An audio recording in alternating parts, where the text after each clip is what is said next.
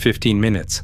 That is exactly how much time you will have to find a viable shelter after an unnatural flash illuminates the horizon. If you fail to act within this window, you will receive a dose of radiation incompatible with the future normal functioning of your organism. The problem is not just the initial flash, but the invisible threat that follows. Fallout. This heavy, radioactive dust will settle over the city like a silent shroud. Survival in these conditions is not a matter of luck. It is a matter of physics, dry calculation, and rigid algorithms. Today, we are going to break down the action protocol for radiological contamination from the first seconds to the decontamination stage. At the end, I will name one common, low-cost household item. Without it, your expensive dosimeters and filters will be nothing more than useless pieces of trash. The physics of the invisible enemy. Forget what you have seen in popular cinema. Lead aprons will not save you from everything. To survive, you must understand that radiation is divided into three basic types: alpha, beta, and gamma. Alpha particles are heavy. They travel only 1 or 2 inches in the air and can be stopped by a thick sheet of paper or the dead outer layer of your skin. However, if you inhale or swallow them, they become a microscopic wrecking ball inside your organs. Beta particles are lighter and can penetrate deeper, but can be stopped by a layer of clothing or thin aluminum. The real predator is gamma radiation. It is an electromagnetic wave that moves at the speed of light and can pass through several feet of concrete. To protect yourself from gamma rays, you need mass. The formula is simple. The denser the material between you and the source, the higher your survival probability. Your goal is to find a basement, an underground parking garage, or the center of a large concrete building. Every foot of earth or concrete reduces the radiation dose by a factor of 10. This is the protection factor, and in the first 48 hours, it is your only real shield. The protocol of the first seconds. If you see the flash, do not look at it. The thermal pulse will melt your retinas instantly. Drop to the ground, face down, with your hands under your body and your mouth slightly open to equalize pressure against the coming shockwave. Once the wave passes, you have exactly 15 minutes before the radioactive dust begins to settle. This dust is composed of heavy isotopes that emit intense radiation. Your priority is to move perpendicular to the wind direction. If the wind is blowing the fallout toward you, move left or right to exit the projected path of the plume. Cover your respiratory tract immediately with any dense fabric or a high-quality N95 mask. Do not breathe the dust. Inhaling a single radioactive particle is 10 times more dangerous than being exposed to external radiation. Find a basement at least 2 levels below ground. Once inside, seal all ventilation shafts, cracks in the doors, and windows with heavy-duty tape or damp cloth. You are now in a sealed box protocol, the science of decontamination. If you were caught outside when the dust began to fall, you are now a walking source of radiation. You must undergo a strict decontamination protocol before entering the main living area of your shelter. This process should ideally happen in a buffer zone or a mudroom. Step 1. Remove your outer layer of clothing. This single action removes up to 90% of the radioactive material clinging to you. Place these clothes in a thick plastic bag and move them as far away as possible from people. Step 2. Wash your body. Do not scrub your skin hard, as you do not want to create abrasions that could let isotopes into your bloodstream. Use lukewarm water and mild soap. Crucial technical note: do not use hair conditioner. Conditioner contains polymers that will chemically bind radioactive dust to your hair, making it impossible to remove. Use only shampoo or plain soap.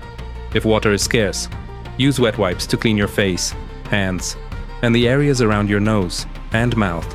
Dosimeters and monitoring hardware. A dosimeter is not a lucky charm. It is a measuring tool that requires an understanding of units. Most consumer devices measure in microsieverts or Roentgens. You need to distinguish between dose rate, the intensity of radiation right now, and accumulated dose, the total amount your body has absorbed. The natural. Background radiation is approximately 0.1 to 0.2 microsieverts per hour. If your device shows 10 or 20, you are in a contaminated zone, but you are not in immediate danger. If the numbers climb into the hundreds or thousands, you are in a high lethal zone and must leave or find deeper shelter immediately. The most reliable sensors for a crisis are Geiger-Müller tubes like the SBM20. They are rugged and time-tested. However, remember that any electronic device can be blinded by high-intensity radiation or damaged by an electromagnetic pulse. Always have a secondary, non-electronic chemical dosimeter, a simple card that changes color based on exposure. It doesn't need batteries and it won't fail when the grid goes down. Internal protection and potassium iodide. One of the greatest myths of survival is that potassium iodide tablets protect you from all radiation. This is false. Potassium iodide, KI, serves only one specific technical purpose. It saturates your thyroid gland with stable iodine so that it cannot absorb radioactive iodine-131, which is a major component of fallout. Radioactive iodine is only a threat for the first 8 to 10 days after an event. Taking the pills after that window, or taking them when there is no iodine threat, is useless and can even be harmful to your health. Furthermore, KI does not protect you from cesium or strontium. To combat internal contamination from other isotopes, you need enterosorbents, like activated charcoal or specialized medical resins. These act like a chemical sponge in your digestive tract, binding heavy metals and preventing them from being absorbed into your blood. Drink only bottled water or water from deep, sealed wells, and eat only food that was in sealed containers before the event. Shelter management and sanitation. Living in a basement for 2 weeks is a logistical and psychological nightmare. You must manage your resources with extreme discipline. Oxygen is your first concern, while you must seal the shelter to keep dust out. You cannot allow carbon dioxide to build up to lethal levels. If you feel dizzy or have a persistent headache, you must briefly crack a filtered vent. Sanitation is the second major threat. In a sealed basement, human waste becomes a biological weapon. Use the heavy-duty bag system we discussed in previous protocols. Seal every bag hermetically and store them in a separate room or a corner far from the sleeping area. If you become ill from poor sanitation, your immune system, already stressed by radiation exposure, will likely fail. Maintain a strict schedule. Sleep, eat, and monitor the radio at fixed intervals. Keeping a routine is the only thing that prevents the collapse of the group's morale. In total darkness, the low-cost essential. At the beginning, I mentioned a low-cost household item that is more important than your dosimeter. That item is heavy-duty, 120-liter plastic trash bags and duct tape. Why? Because these two items allow you to create the seal that keeps the invisible enemy out.